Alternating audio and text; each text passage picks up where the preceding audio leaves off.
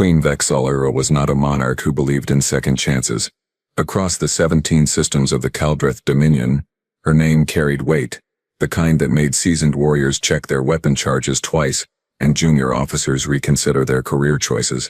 She had personally overseen the glassing of 4 rebellion worlds, turned 3 enemy fleets into expanding clouds of superheated plasma, and once made an example of her own cousin by having him ejected into a star. Slowly, the message was clear: mercy was a weakness she had surgically removed from her personality sometime around her 3rd century of life. So when the reports came in about a human transport vessel limping through the Kessler Belt, damaged and venting atmosphere, Vexalara saw an opportunity too delicious to ignore. Humans. The word itself had become something of a curse word among Dominion soldiers. 3 years into this war, and somehow, impossibly, these preymates from a backwater planet were winning. Not just surviving. They had turned the Battle of Proxima Gate into a massacre, theirs being the side doing the massacring. They had stolen a Dominion dreadnought, retrofitted it with their primitive weapons, and used it to destroy an entire supply chain. They fought with a recklessness that bordered on insanity, laughed in the face of overwhelming odds, and had this annoying habit of turning certain defeat into improbable victory. The Dominion High Command had started calling them the Demon Species. Vexalara called them something significantly less flattering. The ambush was textbook perfect. 3 Dominion corvettes, the sleek, predatory kind that humans had nicknamed Widowmakers, materialized from behind a cluster of asteroids. The human transport never stood a chance. Its shields collapsed under the first barrage, engines went dark on the second, and by the 3rd volley the crew was sending out distress signals that would reach exactly no one in time to matter. Vexalara watched from her flagship, the Eternal Wrath, as her boarding teams breached the human vessel. The operation took 4 minutes. 4 minutes. And they had 1 survivor. 1 human pulled from the wreckage. Unconscious but alive. The universe, it seemed, occasionally delivered gifts. When they brought the human to the interrogation chamber, Vexalara was already waiting, seated in a chair specifically designed to make her look more imposing. At 8 feet tall, with chitinous armor plating that gleamed like polished obsidian and 4 arms that could crush steel, she hardly needed the help. But intimidation was an art form, and she was a master. The human was strapped to a neural interface chair, the kind that could deliver pain in very precise, very creative ways. He was smaller than she expected, maybe 6 feet tall, with dark hair matted with blood, and a uniform that had seen better days. His identification tags read Marcus Webb, Cargo Specialist, UASS Perseverance, a nobody. Perfect. Vexalara leaned forward, her mandibles clicking in what passed for a smile among her species. Human, she said, her translator converting her words into that crude Earth language. You are going to tell me everything. Fleet positions, supply routes, command codes, tactical algorithms, everything. And if you cooperate, your death will be quick. The human's eyes fluttered open. Brown eyes, unremarkable, scanning the room with what should have been terror. Instead, he looked at the neural interface cables connected to his skull, looked at the 2 guards flanking the door, looked at Queen Vexalara herself, and did something completely unexpected. He snorted. An actual snort, like he was suppressing laughter. Vexalara felt her secondary heart skip. You find your situation amusing? Marcus Webb, cargo specialist and apparently comedian, met her gaze with a grin that had no business existing on someone strapped to a torture device. Sorry, he said, his voice rough but steady. It's just, the whole evil villain setup you have got going on here. Very theatrical. I am betting you practice that lean, right? The menacing lean. That is a solid menacing lean. Silence filled the chamber. The guards exchanged glances. This was not protocol. Prisoners were supposed to beg, or cry, or at the very least show some basic survival instinct. They were not supposed to critique the decor. Vexalara activated the neural interface. Pain receptors fired. Most species would have been screaming within seconds. The human grimaced. His jaw clenched, but the grin never entirely left his face. You will break, Vexalara said coldly. They all do. Marcus took a shaky breath, sweat beading on his forehead. Oh, I am sure you believe that. He managed. But here's the thing about humans you guys never seem to get. We are really, really bad at knowing when we are supposed to quit. The Queen increased the intensity. The human gasped. his body straining against the restraints, but his eyes, those insufferably calm brown eyes, stayed locked on hers. "See? You think you have captured me," Marcus said through gritted teeth. "You think this is an interrogation, and that is just adorable." Vexillara stood, her full height casting a shadow over the prisoner. "Explain." The human's grin widened, blood trickling from where he had bitten his lip. "In a bit. First though, I gotta ask, does the whole no mercy speech come before or after this part? Because I have heard you guys love that speech." The throne room of the eternal wrath was designed to break spirits before words were ever exchanged. Vaulted ceilings stretched 40 feet high, covered in the battle standards of defeated enemies. The floor was polished neutronium, reflecting everything like a dark mirror, making visitors feel like they were suspended over an abyss. And at the center, elevated on a platform of carved obsidian, sat the throne itself, a monument to conquest, built from the hull plating of destroyed enemy flagships. Queen Vexillara occupied that throne now, all 8 feet and 4 arms of her draped in ceremonial armor that had seen actual combat. Around her stood the court, military advisors, security chiefs, and various officials who had learned that disagreeing with the queen was an excellent way to shorten one's lifespan. They had moved Marcus Webb from the interrogation chamber to here, a change of scenery that usually prompted immediate cooperation. He was still restrained, now in gravity shackles that kept him kneeling, but the cargo specialist seemed more interested in looking around than showing proper fear. "Wow," Marcus said, craning his neck to take in the battle standards. "Someone has been busy. What is that, like 50 flags? 60? Do you have a guy whose whole job is just keeping track of the flags?" Commander Thorax, the Queen's chief military strategist, stepped forward. He was a Vendurian, built like a tank with scales that could deflect small arms fire, and a tactical mind that had won 17 major engagements. "Silence, human. You stand before Queen Vexillara, sovereign of the Caldreth Dominion, breaker of worlds, flame of vengeance." "That is a lot of titles," Marcus observed. "You guys ever think about just using a nickname like Vex works? Short, punchy, easy to remember." Vexillara's mandibles clicked in irritation. "Your flippancy will not save you." "Not trying to save myself," Marcus replied cheerfully.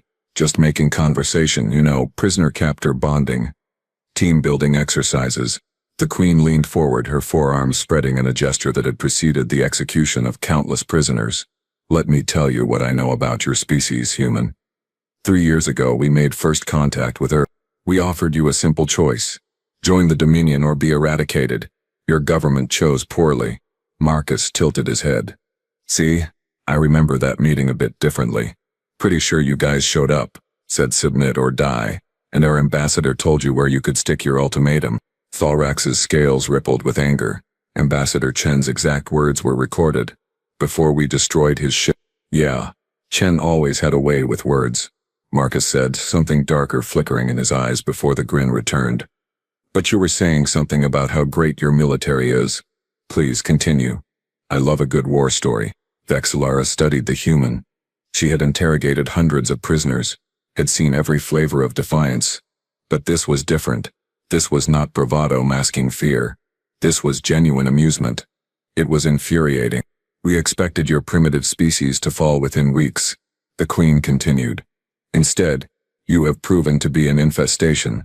At the Battle of Proxima Gate, you somehow destroyed a superior force using ships that should not have been combat capable.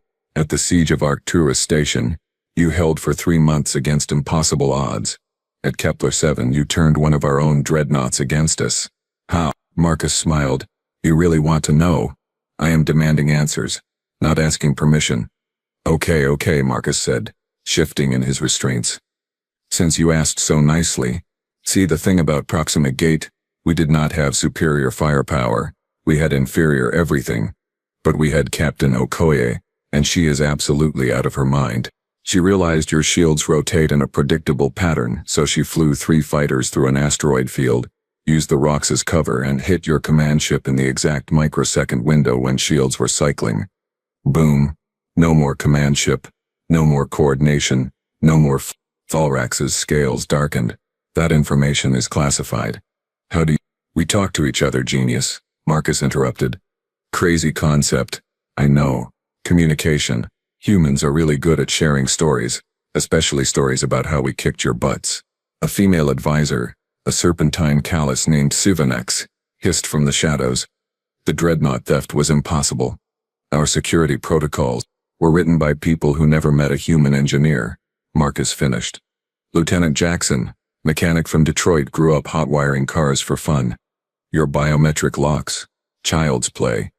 He bypassed them in 40 minutes while being shot at, by the way. Then Sergeant Ramirez, who is a really terrible pilot, crashed that dreadnought into your supply depot. On purpose. She survived because she is also really terrible at dying. The court shifted uncomfortably.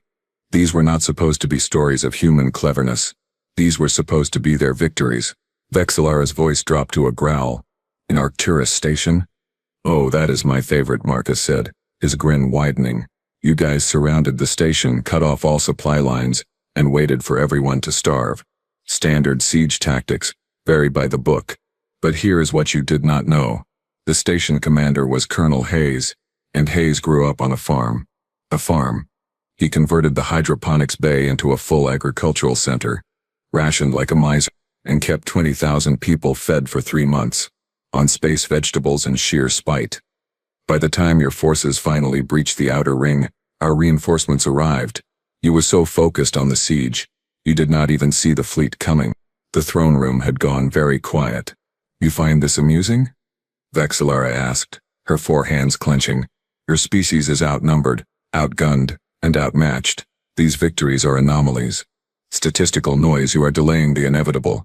Marcus met her gaze, and for the first time his expression turned serious. You want to know why we laugh? Why we joke? Why we smile even when you have got us strapped to torture devices and kneeling in your fancy throne room? Enlighten me. Because we know something you do not, Marcus said quietly. We know that scared people make mistakes. Angry people make mistakes. Desperate people make mistakes.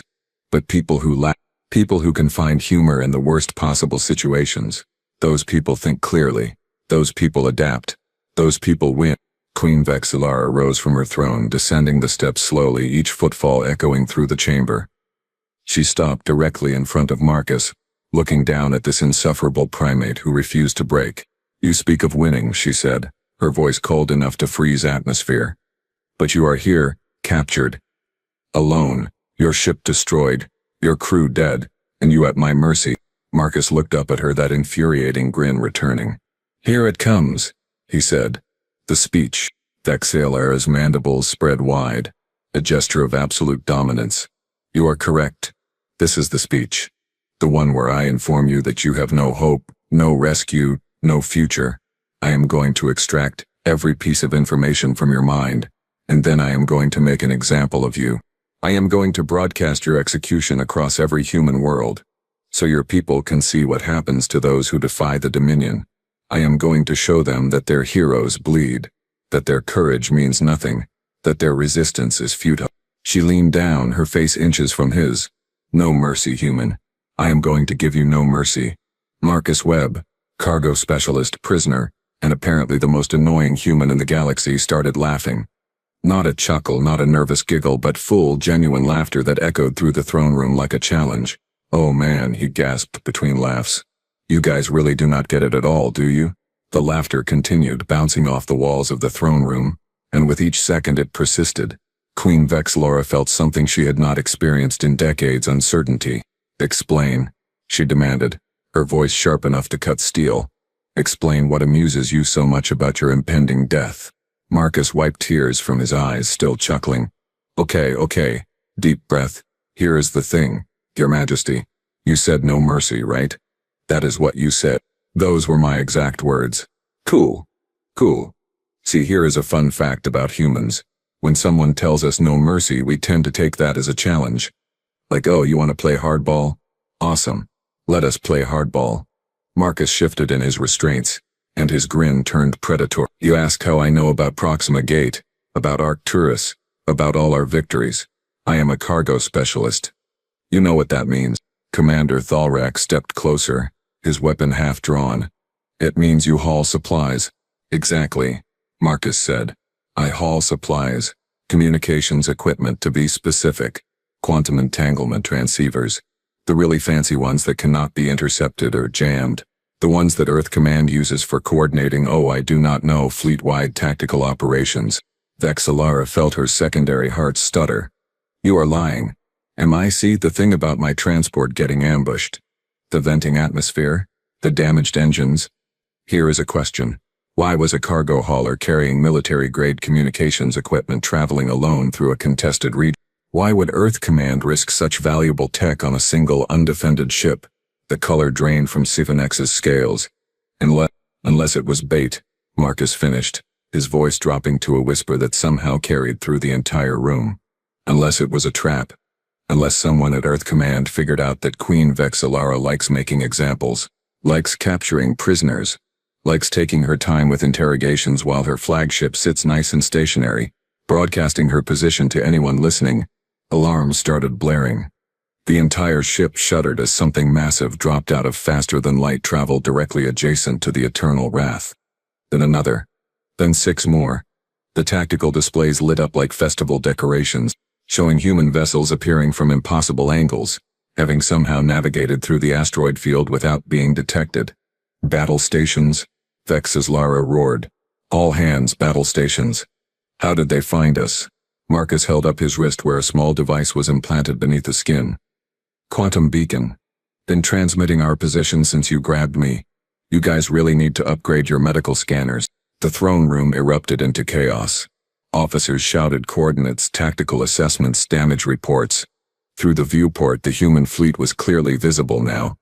12 ships. None bigger than a light cruiser, but moving with a coordination that spoke of careful planning. Destroy them, Vexillara commanded. All weapons fire at will. The Eternal Wrath opened up with everything it had. Lance beams capable of piercing planetary shields lanced out toward the human vessels. 3 found their marks, and 2 human ships exploded in brilliant fireballs, but the rest scattered like insects, breaking formation into patterns that made no tactical sense, moving erratically, chaotically. They are running, Thorak said, his tactical mind trying to process what he was seeing. Why are they running in different directions? This is suicide. No, Vexillara breathed, realization dawning too late. They are drawing our fire, making us choose targets. The human ships were not retreating. They were spreading out, forcing the Dominion guns to split their focus, and while the Eternal Wrath was busy shooting at ships that dodged like drunken flies, smaller craft, tiny one-man fighters were slipping through the defensive perimeter. One of those fighters headed straight for the throne room. Incoming, someone shouted, but the warning came half a second too late. The viewport exploded inward in a controlled decompression. Emergency shields slammed into place, sealing the breach, but not before a figure in powered armor crashed through, rolled across the neutronium floor and came up with weapons drawn. Sorry I'm late, the armored figure said, their voice filtered through a helmet speaker. Traffic was murder. Marcus grinned. Major Park, you have got excellent timing. Major Park, human special forces, apparently the type of person who crashes through spaceship windows for fun. Fired twice. The gravity shackles sparked and released, freeing Marcus. She tossed him a pistol. Time to go, Webb. I am not done talking, Marcus said, catching the weapon and immediately shooting one of the guards. These folks were just about to learn a valuable lesson about threatening humans. Vexillara charged, all 4 arms reaching for weapons, but Marcus was already moving. For a cargo specialist, he moved like someone with combat training. He slid under her grasp, came up behind her, and pressed his pistol against her lower spine. Freeze, he said pleasantly. And I mean that literally. Everyone stops, or the Queen gets a new hole in her vertebrae. The room went still. 20 weapons were pointed at Marcus and Major Park, but none of them fired. Queens apparently were hard to replace. Here's what happens next, Marcus said. Loud enough for everyone to hear. Your fleet is going to stand down. You are going to let us leave. And in exchange, I will not turn your precious monarch into abstract art. Fulrisa's voice was pure venom. You are surrounded. Even if you kill her, you will die. Oh, probably, Marcus agreed. But here's the thing about humans and suicide missions. We are weirdly okay with them if it means making a point, and the point is this. You do not get to say no mercy to us. We invented no mercy, we perfected it. Every war we have ever fought, someone thought they could intimidate us, threaten us, break us. Guess how that worked out for them? Major Park was backing toward the breached viewport, covering their escape route. 30 seconds, Webb. Right. So here is the deal, Your Majesty. Marcus continued. pressing the pistol harder for emphasis. You are going to order your fleet to stand down. You are going to let every human in this system go. And you are going to seriously reconsider this whole war thing, because if you thought we were annoying when you were winning, wait until you see what we do when we are actually mad. Never, Vexillar hissed. The Dominion does not negotiate with. Marcus fired. Not at the Queen, but at the tactical display behind her, destroying it in a shower of sparks. Wrong answer. Major, light them up. Park triggered something on her wrist. Outside, the human fighters that had been dodging and weaving suddenly reversed course. They were not running. They had been placing charges. Magnetic mines attached to the Eternal Wrath's hull at critical junctions positioned during all that chaotic flying. Those are plasma charges, Marcus explained, conversationally. In about 10 seconds they are going to turn your engine core into a very expensive firework. You have got two choices: order evacuation, or go down with the ship. Your call. Vexillar's mind raced through the scenarios. Pride versus survival. Victory versus annihilation. She looked at Marcus Webb, this insufferable cargo specialist who had turned her triumph into disaster, and saw something in his eyes that made her decision. He was not bluffing. Humans never bluffed. They did not need to. All hands, she said, her voice bitter as poison. Abandon ship. This is not a drill. Evacuate immediately. Marcus stepped back, releasing her. Smart choice. See, we can be reasonable. This is not over, Vexillar promised. I will hunt you across the stars. Yeah, Marcus interrupted, already moving toward Park. Add it to the list. Right behind glassing planets and making examples. How is all that working out for you, by the way? The two humans reached the breached viewport. A small shuttle had maneuvered into position outside, its airlock extended. Marcus paused at the threshold, looking back at the Queen one last time. You wanted to know why we are winning. It is because you guys fight wars. We fight for survival. There is a difference. Figure it out. He saluted mockingly, grabbed Park's hand and jumped. The shuttle caught them, sealed its airlock, and burned hard away from the Eternal Wrath. 10 seconds later, exactly as promised, the plasma charges detonated. The Dominion flagship, pride of the fleet, personal vessel of Queen Vexillar herself, split in half. Not destroyed completely, but crippled, dead in space, a monument to overconfidence. The remaining human ships formed up, covering the shuttle's escape, and one by one jumped to faster-than-light travel. They were gone in under 3 minutes, leaving nothing behind but debris, confused Dominion forces, and one very, very angry Queen floating in an escape pod, watching her flagship burn. No mercy, she whispered to herself, tasting the irony. They gave us no mercy. The escape pod was not designed for comfort, especially not for someone of Queen Vexillar's size. She sat cramped among her surviving officers, watching through the small viewport as the Eternal Wrath continued to break apart, piece by piece, trailing debris like a dying comet. Around them, the rest of the Dominion fleet scrambled to reorganize, their formations broken, their morale shattered. Commander Tholrax floated beside her, magnetic boots keeping him anchored to the pod's floor. His scales had lost their usual luster, dulled by shock and humiliation. Recovery vessels are en route, Your Majesty. Estimated arrival 20 minutes. 20 minutes. 20 minutes floating in this metal coffin, watching the symbol of her power become scrap metal. Vexillar's mandibles clicked and barely contained rage. Casualties? She asked, her voice flat. 17 dead in the initial breach. Another 43 lost when the charges detonated. 300 wounded. The flagship is a total loss. Tholrax hesitated. It could have been worse. Worse? Vexillar's 4 hands clenched. We were humiliated by a cargo specialist and a single special forces operative. They infiltrated my throne room, held me hostage, destroyed my ship, and escaped without a scratch. How exactly could it be worse? Sevenex, who had managed to reach a different escape pod and was now communicating via tight beam transmission, provided the answer. Your Majesty, I am receiving reports from across the sector. In the last 4 hours, similar operations have occurred at 3 other locations. Human strike teams using bait ships, quantum beacons, coordinated fleet actions, all successful. We have lost 2 more capital ships, a supply depot, and a prison transport carrying 86 human prisoners. The escape pod went silent except for the hum of life support systems. They planned this, Vexillar said slowly, the full scope of the disaster becoming clear. The cargo specialist, the beacon, the rescue. This was not opportunistic. This was coordinated. They let us capture their people, let us think we were winning, and then turned our own tactics against us. It appears so, Your Majesty. Another voice crackled over the communication system. Admiral Krevtok, commander of the 3rd Battle Group, sounded tired. My queen, I am looking at the tactical data from today's engagement. The human vessels moved in patterns that match no known combat doctrine. Random, chaotic, unpredictable. Our targeting systems could not establish firing solutions. It was like trying to shoot smoke, because they do not think like we do. Vexillara said bitterly.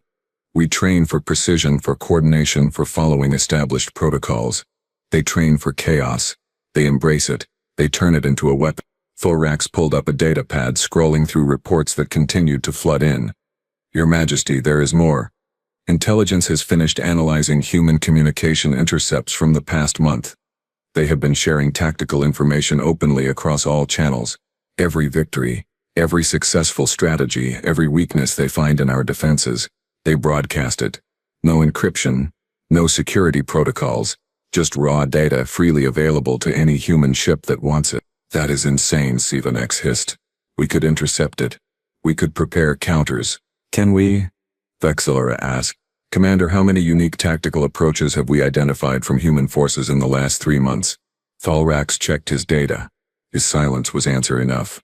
Finally, he spoke. 217 confirmed variations, each one different, each one adapted to specific circumstances. They do not have a doctrine, Your Majesty. They have 217 doctrines and they switch between them based on whatever works. The Queen felt something cold settle in her chest, an emotion she had not experienced in a very long time. Doubt. Not doubt in her own abilities, but doubt in the fundamental assumptions that had guided the Dominion for 1,000 years. They had conquered 73 species. They had perfected the art of war, refined it into a science, created algorithms and strategies that guaranteed victory, and then they met humans, who looked at all those carefully crafted strategies and laughed. A new voice joined the communication channel. Lord Vexthar, the Queen's uncle and head of the Dominion Council, spoke with the weight of centuries. Vexillara, I have been monitoring the situation. We need to discuss terms.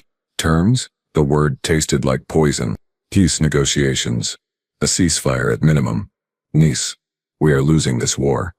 Not quickly, not dramatically, but consistently. Every month our casualty rates increase. Every engagement costs us more resources. And now, today, they have demonstrated that they can strike us at will, turn our own strength against us, and escape before we can respond. We cannot negotiate, Vexillara said, but her voice lacked conviction. The Dominion does not surrender. This would not be surrender. It would be a strategic reassessment. The humans have not asked for our territory. They have not invaded our worlds. They simply refuse to be conquered. Perhaps it is time we accepted that some species cannot be dominated through force. Another officer, a young strategist named Pelrix, spoke up hesitantly. Your Majesty, if I may, I have been studying human history. Their own wars. They have a saying, you cannot win a war against someone who refuses to lose. The humans do not calculate acceptable losses. They do not have breaking points. They just keep fighting, keep adapting, keep finding new ways to hurt us. Eventually we will run out of ships. They will not run out of determination. The rescue vessel finally arrived, its airlock connecting to the escape pod with a hiss of equalizing pressure. Vexillara pulled herself through, her movements mechanical, her mind elsewhere. She thought about Marcus Webb, that infuriating cargo specialist with his jokes, and his grin. She replayed his words, you do not get to say no mercy to us. We invented no mercy. He had not been bragging. He had been warning her. 3 systems away aboard the UASS Tenacity, Marcus Webb sat in the debriefing room, surrounded by his actual crew. Not cargo haulers but special operations soldiers, intelligence operatives, tactical specialists. People who had spent 6 months preparing for this exact scenario. Major Park had removed her helmet, revealing a woman in her 40s with graying hair and a scar across her cheek. She poured Marcus a drink, something amber that smelled like home. You really milked that cargo specialist routine. Method acting, Marcus said, accepting the glass. Had to sell it. If she thought I was military, she would have been more careful. Captain Okoye, the same one who had turned Proxima Gate into a Dominion graveyard, leaned against the wall grinning. The no mercy speech. You called it. Down to the exact words. She is predictable, Marcus said. They all are. They think intimidation works because it has always worked. Nobody ever laughed at them before. Lieutenant Jackson, the engineer who had stolen a dreadnought, raised his glass. To Marcus, who got himself captured, tortured, and threatened with execution. All so we could blow up the Queen's favorite ship. You are either the bravest or the stupidest person I know. Why not both? Marcus replied, and the room erupted in laughter. The mood was celebrous, but Colonel Hayes, the man who had held Arcturus Station, remained serious. This was a good win, a symbolic win. But the war is not over. The Dominion still has resources, ships, territory. This bought us breathing room. Nothing more. Breathing room is enough. Okoye said, we do not need to destroy them. We just need to make them understand that conquering Earth costs more than they are willing to pay. Today helped with that. Marcus stood, raising his glass. To Queen Vexillara. May she live long enough to realize that threatening humans is the fastest way to lose a war. Hear, hear. The room chorused. In the weeks that followed, intelligence reports confirmed what everyone suspected. Dominion fleet movements had changed. They were consolidating, pulling back from aggressive positions, fortifying existing territory rather than expanding. Preliminary peace feelers had been extended through neutral channels. The Kessler Belt ambush became a story, one that spread through the human fleet like wildfire, embellished, exaggerated, turned into legend. The cargo specialist who got himself captured, who mocked a queen to her face, who turned a death sentence into a strategic victory. But the core truth remained. The lesson that humanity had been teaching the Dominion, one bloody engagement at a time. You could not break people who found humor in the darkness. You could not intimidate a species that laughed at death. You could not conquer those who turned every setback into a setup, every defeat into data, every loss into motivation. The Dominion had declared no mercy. They had meant it as a threat. Humanity had taken it as an invitation. And somewhere in the contested space between human and Dominion territory, on a dozen different ships, in 100 different languages, the same story was being told. The one about the queen who tried to make an example, and the human who taught her that some species do not break. They bend, they adapt, they laugh, and then they win. The war continued, but everyone knew the truth now, whispered in ready rooms and command centers, acknowledged in tactical briefings and strategy sessions. The Dominion could still fight. They could still win battles, but the war, the long grinding war of attrition and will, that war was already decided, because you cannot defeat people who refuse to understand that they have lost. And you absolutely cannot defeat people who find that refusal hilarious. Queen Vexillara learned that lesson in her escape pod, watching her flagship burn, listening to a cargo specialist laugh. The rest of the galaxy would learn it in time. Humanity had been underestimated, threatened, and marked for extinction. They had responded with sarcasm, tactical brilliance, and an absolutely unhinged commitment to survival. The Dominion had wanted to teach them about mercy. Instead, they learned about humans. And that, as the saying goes, was a lesson nobody forgot.